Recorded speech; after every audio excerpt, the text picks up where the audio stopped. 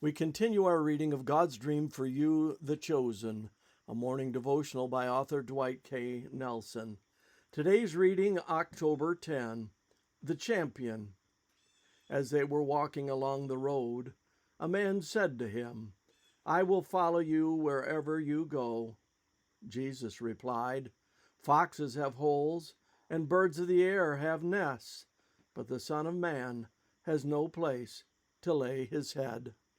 Luke 9:57 and 58. Everybody loves a champion. For years, the most famous resident of our little Berrien Springs village was a man the world crowned the champion again and again. In his retirement, Muhammad Ali lived with his small family at the end of one of our lanes. I once visited his training ring in an old, reconditioned barn. Lining the overhead rafters were magazine covers from the world over that celebrated this man's athletic prowess. Crippled by Parkinson's now, Ali still flashes a twinkle in his eye and has a warm heart for people. But the real champion emerges from a careful reading of the Gospels. Luke, in particular, intentionally portrays Jesus as the great champion of the poor. I once tracked the intimations of Jesus' solidarity with the poor and needy in Luke's Gospel. It is astounding. Do it for yourself. You too will find the evidence for his advocacy unmistakable. Viv Griggs, whom we met yesterday, has written a book chronicling his life and mission in that Manila slum.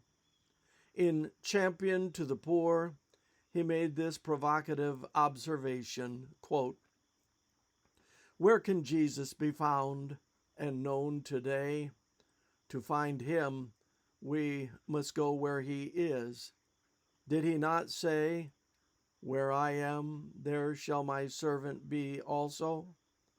Such a search invariably leads us into the heart of poverty, for Jesus always goes to the point of deepest need. Where there is suffering, he will be there, binding wounds. His compassion eternally drives him to human need. Where there is injustice, he is there. His justice demands it. He does not dwell on the edge of issues. He is involved, always doing battle with the fiercest of the forces of evil and powers of darkness. That night, in a squatter settlement, my heart found rest. There could be no turning back from God's call. I must preach the gospel to the poor. End quote, page 22. Is that mission any different for you and for me? Doesn't the very lordship of Jesus mean that the church that champions God's present truth to a final generation must also champion Christ's healing presence among the poor, the disenfranchised, the marginalized, the suffering of inner cities near and far?